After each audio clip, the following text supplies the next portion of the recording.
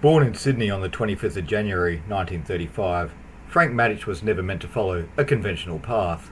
While many of his contemporaries packed their bags for Europe, chasing glory on the cobbled streets and cold airfields of the old world, Matich did something different. He turned Australia into his own proving ground. He built his legend at Warwick Farm, Bathurst, Surfers Paradise and Sandown, not just as a driver, but as a constructor and development genius who could outthink, out-engineer and outdrive almost anyone who turned up. If Jack Brabham showed the world how Australia could conquer Formula One in a car of his own making, Matich showed that you could do a version of that without ever leaving home. One obituary later called him Australia's finest all-round race driver with engineering and driving skills to rival Sir Jack Brabham. And when you look at his record, that doesn't feel like hyperbole. Frank's first steps into motorsport were humble. In the 1950s he was racing an MGTC and learning the craft the hard way. Tiny budgets, long nights in the shed, and a relentless obsession with making the car better each weekend. From the beginning, he wasn't the sort of driver who turned the key and drove. He wanted to know why the thing behaved the way it did, what a change in camber did to tyre temperature, what a different diff ratio did to corner exit. That curiosity quickly pushed him into quicker machinery, Jaguar C-types and D-types, then into open wheelers and Formula Junior. By the early 1960s, he'd already picked up an Australian GT Championship in a Jaguar D-type and the Australian Formula Junior title in an Elfin, proving that it wasn't just raw speed, it was method. Where other local drivers saw sports car racing as a glamorous weekend pastime, Matich treated it as a laboratory. In 1961 and 1962, he was a force in Australian sports car and GT racing, building a reputation for both precision and aggression behind the wheel. When he strapped into a powerful Jaguar-engineered sports car, he was brutally fast, but there was always a sense that he knew exactly what the car was doing underneath him. It was this combination, analytical brain, heavy right foot, that would define everything that came next. By the mid-1960s, the Tasman Series had turned Australia and New Zealand into a Southern Hemisphere mini Grand Prix tour. Jim Clark, Graham Hill, Jackie Stewart, Bruce McLaren, they all came down to escape the European winter and pick up some prize money. Most local drivers were there to make up the numbers. Matich was there to take them all on. There's a famous image from the 1960s at Warwick Farm, Matich in his Brabham BT7A blasting past the pits into the S's, having started from pole ahead of world champions Clark and Hill. Contemporary accounts talk about him leading the opening lap with the greats in his mirrors, a Sydney privateer showing the visiting Grand Prix royalty that the locals were anything but slow. And it wasn't just bravado. In the Tasman races, he was regularly right at the sharp end. At the 1964 New Zealand Grand Prix at Pukekohe, Clark took the win, but it was Matich who logged the fastest lap of the race, flying in a Brabham against a grid stuffed with top-line international names. That mix of local pride and international level pace made what came next possible. Rather than hitch his career to a European team, Matich decided to build his own future, literally. He began working closely with the Australian constructors and engine builders, first with Elfin and then more and more under his own name. In the mid-1960s, he drove the fearsome Elfin 400 and later the Elfin Traco Oldsmobile, big bang of sports cars with a thunderous V8. At Longford, Tasmania in 1964, in a sports car running at over 270 km an hour on that terrifying road circuit, he claimed the Australian Tourist Trophy, a statement win that confirmed he was among the country's very best in heavy, high-powered machinery. But a good driver in someone else's car was never going to be enough. By 1967, the cars carried a new name on their noses, Matich.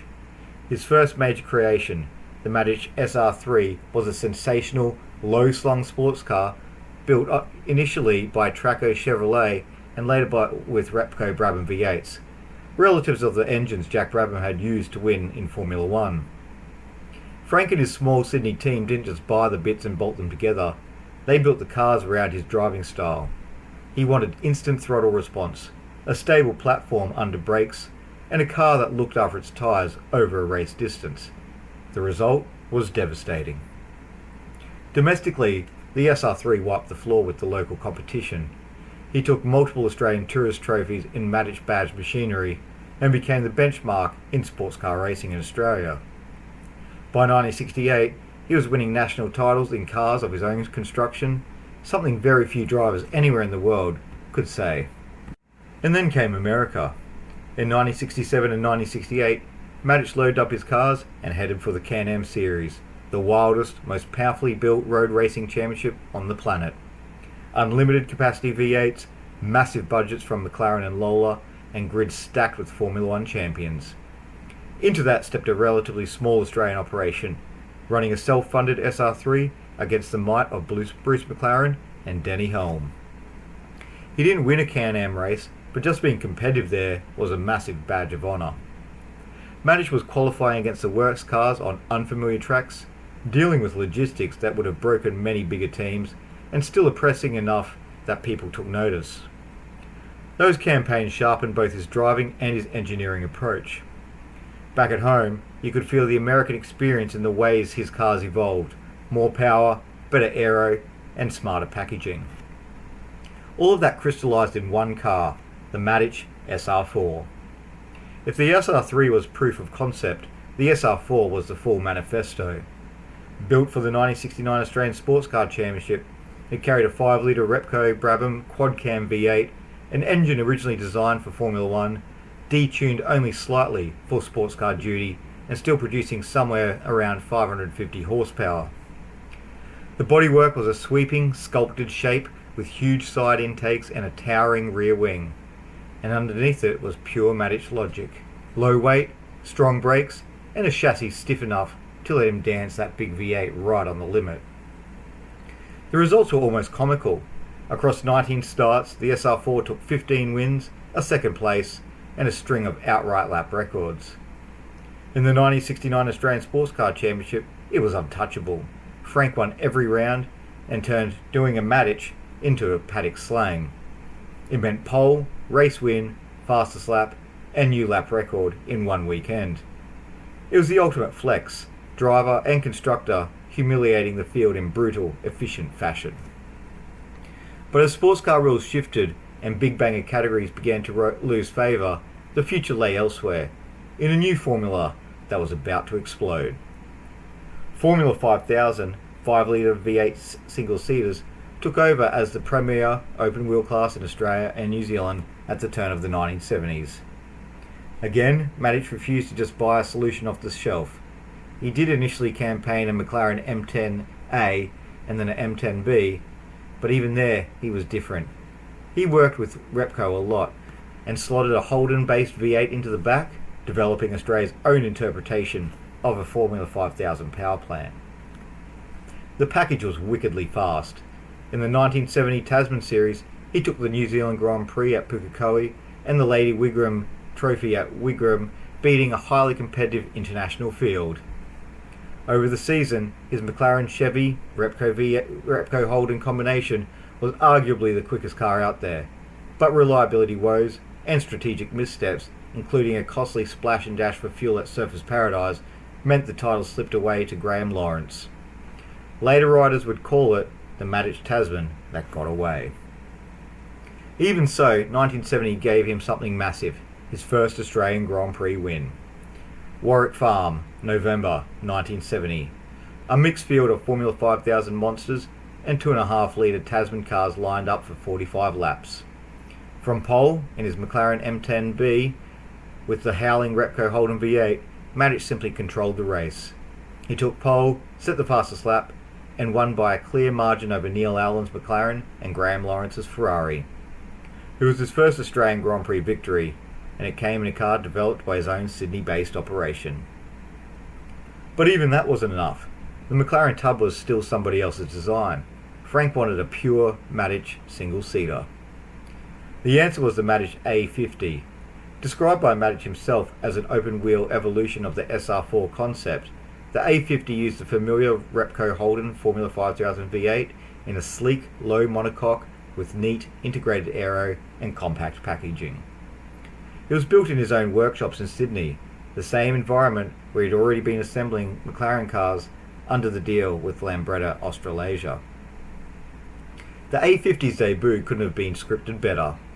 At the 1971 Australian Grand Prix, again at Warwick Farm, with John Surtees and a crop of the best Australasian drivers on the grid, Matich stuck the A50 on pole, led from the start, set the fastest lap, and stormed away to win by nearly a minute.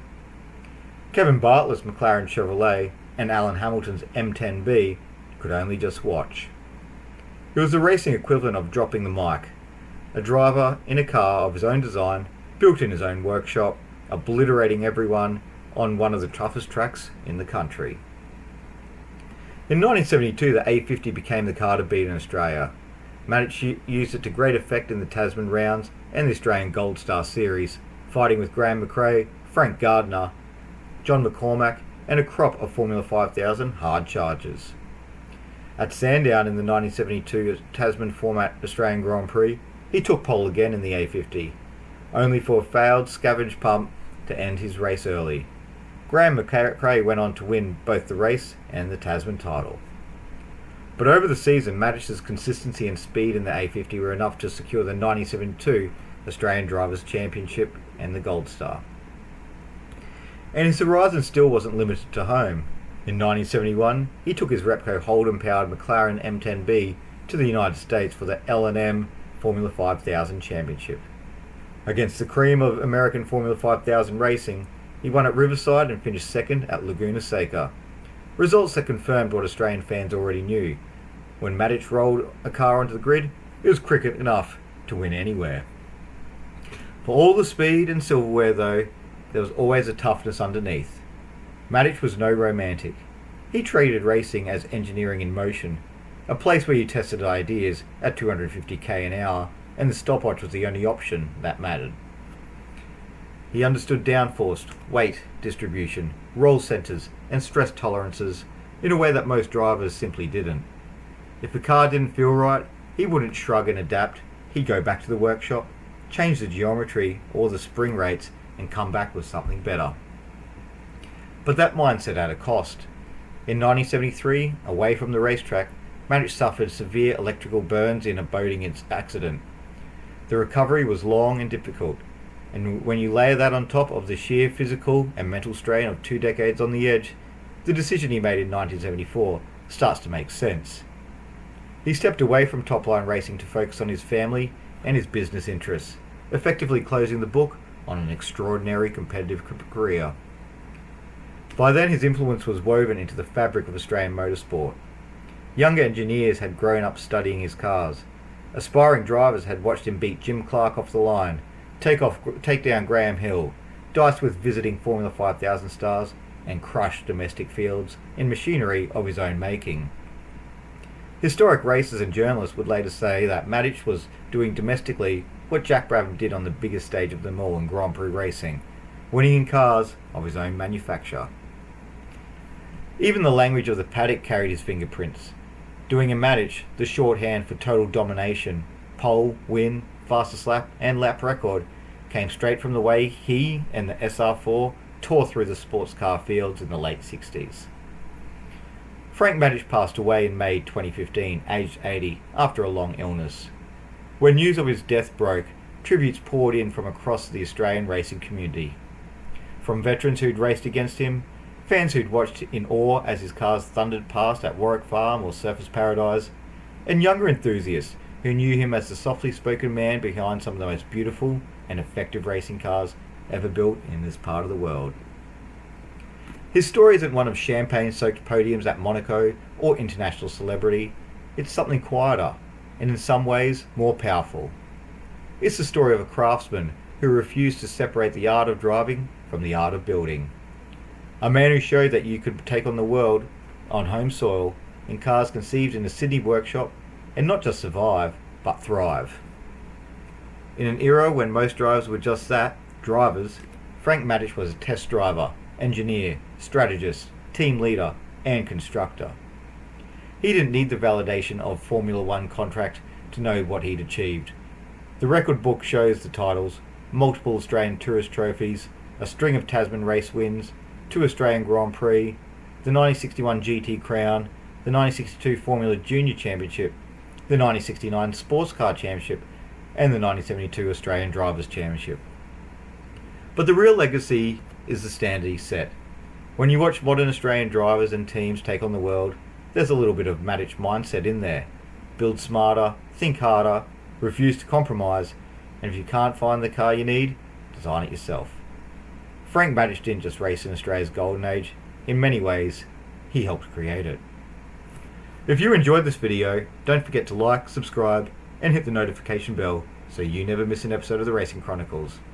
We've got plenty more stories coming your way, so stay tuned for the next chapter in racing history. Thanks for watching, and we'll see you next time.